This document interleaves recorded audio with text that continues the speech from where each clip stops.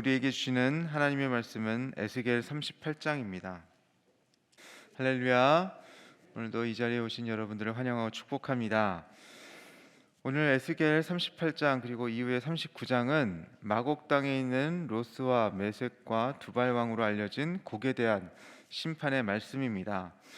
36장 37장에서 하나님께서는 이스라엘이 회복되고 번성할 것을 말씀하시는데, 또 38장에서 갑자기 분위기가 바뀌어서 마곡 땅의 곡을 중심으로 한 연합군이 이스라엘을 침략하는 것을 말하고, 또 거기에 대한 심판을 얘기하고 있습니다. 이것은 아직 일어나지 않은 일로 장차 회복되게 될 이스라엘이 겪을 전쟁을 묘사하는 것입니다. 이 본문은 교회의 시대 끝에 종말에 있을 적 그리스도의 출현과 궁극적인 하나님의 승리를 보여줍니다. 우리 함께 1절, 2절을 읽어보겠습니다. 여호와의 말씀이 내게 임하여 이르시되, 인자야, 너는 마곡 땅에 있는 로스와 메섹과 두발 왕 곧 고게게로 얼굴을 향하고 그에게 예언하여. 하나님께서는 에스겔에게 고게게로 얼굴을 향하여 예언하라고 하십니다. 그리고 3절 하반절에서 내가 너를 대적하여 라고 말씀하심으로 인해서 하나님께서 심판하실 것을 분명히 하고 계십니다. 4절에서 6절에서는 하나님께서 심판의 때 곡이 맞게 될 모습을 보여주고 있습니다. 4절부터 6절까지 같이 한 절씩 교독하겠습니다. 너를 돌이켜 갈고리로 내 아가리를 꿰고 너와 말과 기마병 곧 내 온 군대를 끌어내되 완전한 갑옷을 입고 큰 방패와 작은 방패를 가지며 칼을 잡은 큰 무리와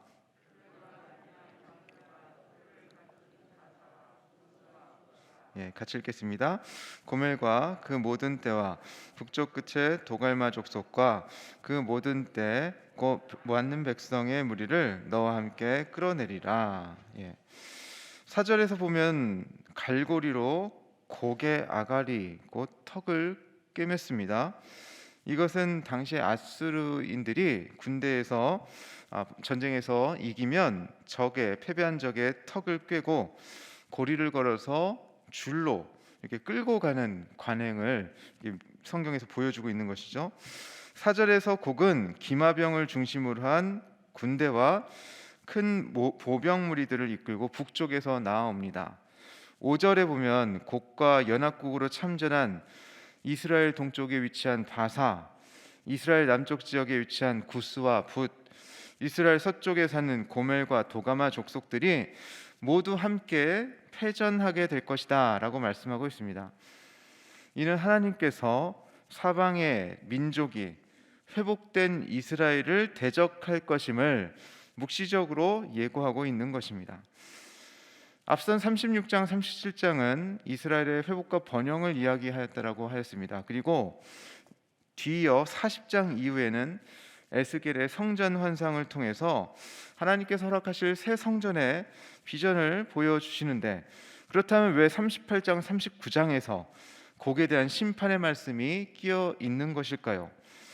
그것은 하나님께서 이스라엘을 회복시키신 후에 바벨론에게 멸망당한 것 같이 다시는 어떤 대적으로부터 멸망당하지 않게 될 것임을 말씀하시는 것입니다.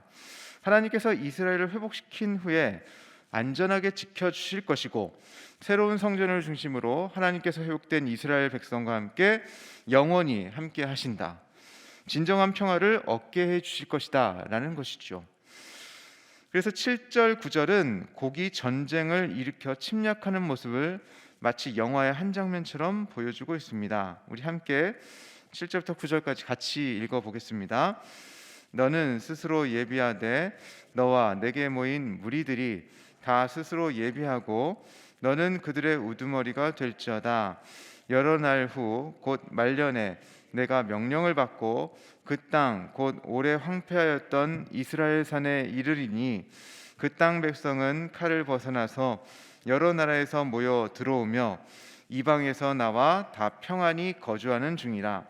내가 올라오되 너와 내 모든 때와 너와 함께한 많은 백성이 광풍같이 이르고 구름같이 땅을 덮으리라.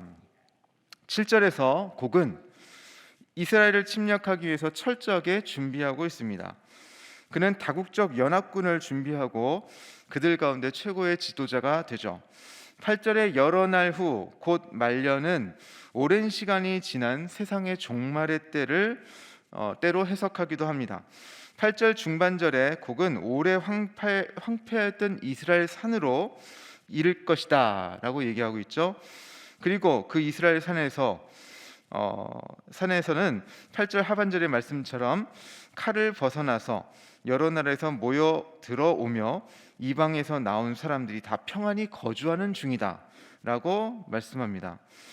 곡을 중심으로 한 연합군은 그 이스라엘 산으로 표현된 회복된 이스라엘을 철저하게 전쟁을 준비하면서 침략하고 있다는 것을 보여줍니다. 9절에서 그 군대는 광풍같이 이르는 무시무시한 정의 병력으로 쳐들어오는데요, 구름같이 땅을 덮는 엄청난 수의 대군임을 보여주고 있습니다. 10절에서 13절은 곡이 이스라엘을 탐하게 된 이유를 이렇게 보여주고 있습니다. 10절에서 곡은 악한 꾀, 곧 전쟁 계획을 밝히고 있습니다. 11절에 평원의 고을들, 곧 회복된 이스라엘 백성들이 거주하는 곳으로 올라가겠다라고 합니다. 그곳은 성벽도 없고 문이나 빗장도 없습니다. 그곳 사람들은 염려 없이 다 평안히 거주하는 백성들입니다.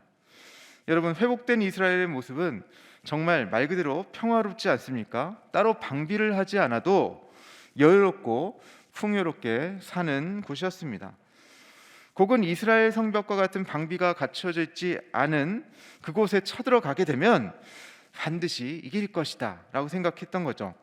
그래서 그 평원의 고을들을 쳐서 12절 말씀처럼 물건을 빼앗고 전쟁을 통해 그 땅과 그 땅의 짐승과 재물을 얻고 세상 중앙에 거주하는 이스라엘 백성을 친치겠다라는 것입니다. 13절에서 곡의 이러한 계획을 전해들은 스바와 드단과 다시스의 상인, 그 부자들, 곧 곡의 계획에 동조하며 무언가 이득을 취하고자 하는 여러 지역의 지도자들은 곡이 노력하고 약탈할 은금과 짐승과 재물에 관심을 쏟습니다. 그들은 곡의 침략에 숟가락 하나를 더 얹겠다고 하는 것이죠. 하나님께서는 에스겔에게 곡에 대한 예언을 계속하십니다. 14절에서 곡이 쳐들어가려는 그 평화로운 사람들은 하나님의 백성 이스라엘입니다.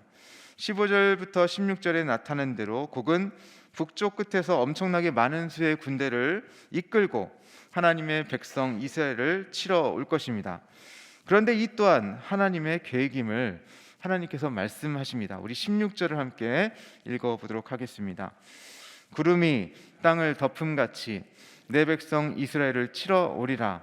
고가 끝날에 내가 너를 이끌어다가 내 땅을 치게 하리니 이는 내가 너로 말미암아 이방 사람의 눈앞에서 내 거룩함을 나타내어 그들이 다 나를 알게 하려 함이라. 하나님께서는 곡의 침략이 하나님의 섭리 가운데 이루어진 것이라고 말씀하십니다.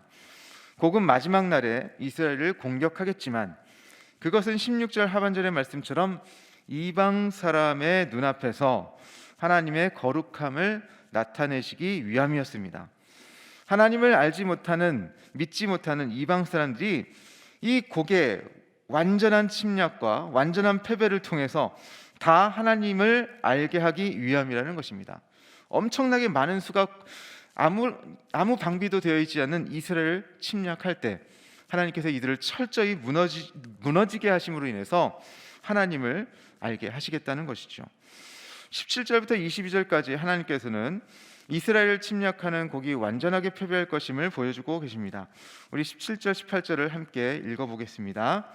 주 여호와께서 이같이 말씀하셨느니라. 내가 옛적에 내 종 이스라엘 선지자들을 통하여 말한 사람이 내가 아니냐. 그들이 그때 여러 해 동안 예언하기를 내가 너를 이끌어다가 그들을 치게 하리라. 그날에 곡이 이스라엘 땅을 치러 오면 내 노여움이 내 얼굴에 나타나리라. 주 여호와의 말씀이라. 동서남북 사방에서 연합해오는 이 다국적군을 이 연합군을 18절 말씀처럼 여호와 하나님의 연합군은 하나님의 노하심, 큰 노여움을 사게 될 것입니다. 그리고 19절부터 22절까지 그들에게 임하는 큰 재앙의 모습이 그려지는데요. 큰 지진이 일어나고 절벽과 성벽이 무너지고 소동 중에 형제들이 칼로 서로를 치게 되고 전염병과 피, 폭우와 우박덩이, 불과 유황이 그들을 덮칠 것이다 라고 말씀하고 있습니다. 그리고 이러한 고개 심판의 이유의 한 줄 요약이 아까 우리가 살펴봤던 16절에 이어서 23절에 한 번 더 반복됩니다. 23절을 같이 읽어보겠습니다. 시작. 이같이 내가 여러 나라의 눈에 내 위대함과 내 거룩함을 나타내어 나를 알게 하리니 내가 여호와인 줄을 그들이 알리라. 아멘. 오늘 말씀을 통해서 하나님께서는 우리에게 무엇을 말씀하시고자 하는 걸까요? 우리는 회복된 이스라엘로서 오늘 이 자리에 나와 있습니다. 혈통으로서가 아니라 영적으로 다윗의 자손이신 예수 그리스도의 백성으로서 교회로 이 자리에 나와 있습니다. 우리는 교회로서 회복된 이스라엘입니다. 우리는 예수 그리스도로 말미암아 죄와 사망의 권세로부터 놓여지게 되었습니다. 우리는 더 이상 악의 세력에 의해 사로잡히지 않습니다. 우리는 예수 그리스도로 말미암아 평화로운 하나님의 도성 이스라엘의 산 위의 마을에 거하게 되었습니다. 교회는 예수님께서 친히 다스리시고 보호하시는 평화의 공동체입니다. 예수님을 진정으로 사랑하는 성도들의 공동체는 서로 막힌 담을 허물고 다른 사람을 적대하지 않으며 이웃에게 개방되어 있고 나와 모습이 다르고 생각이 다르다는 이유로 차별하거나 배제하지 않습니다. 이웃을 나보다 낮게 여기며 겸손하게 상대방의 이야기를 경청하고 따뜻하게 서로의 연약함을 보듬어주고 넉넉하게 서로의 허물을 가리어주고 사랑으로 서로 용납합니다. 11절의 말씀처럼 서로에게 나아가는 것을 막아서는 성벽도 문이나 빗장도 없이 염려하지 않고 예수 그리스도께 허락하신 평화 안에서 살아갑니다. 우리가 예수 그리스도 안에 붙들려 있을 때 그 누구도 우리의 평화를 빼앗지 못할 것입니다. 그런데 마지막 날에 하나님의 보호 아래 평화롭게 지내는 우리 그리스도인들에게 곡과 같은 사단의 세력은 우리를 무너뜨리게 하려고 자신의 모든 힘을 다해 우리를 공격하려고 할 것입니다. 아니, 이미 우리는 마지막 날을 살고 있습니다. 그리고 그들로부터 공격을 받을 위험에 처해 있습니다. 그러나 말씀에 의지하여 그 또한 하나님께서 우리에게 허락하신 것이다 라는 것을 우리가 알 수 있습니다. 마지막 때를 살아가는 우리를 넘어뜨리는 사단의 세력을 우리는 두려워하지 않을 수 있습니다. 하나님께서 우리를 완전하게 보호하고 계시기 때문입니다. 예수 그리스도의 십자가를 바라보는 믿음으로 우리는 더 이상 죄인이 아니라 의인으로 여겨지고 있습니다. 죽임을 당하신 예수님께서 지옥의 권세, 어둠의 권세를 완전히 깨부수시고 부활하심으로 말미암아 우리는 예수님과 함께 승리를 외치게 되었습니다. 우리를 노리고 있는 사단의 세력은 이미 예수님께 패배한 잔당에 불과합니다. 그들은 예수님께 속한 우리를 위협할 힘이 없습니다. 거짓말로 우리를 두렵게 할 뿐이죠. 오히려 우리를 구속하신 권세 있는 예수님의 이름으로 우리는 사단의 세력을 물리칠 수 있습니다. 우리는 이렇게 철저하게 하나님의 도우심을 받습니다. 예수 그리스도께서 우리와 함께 하십니다.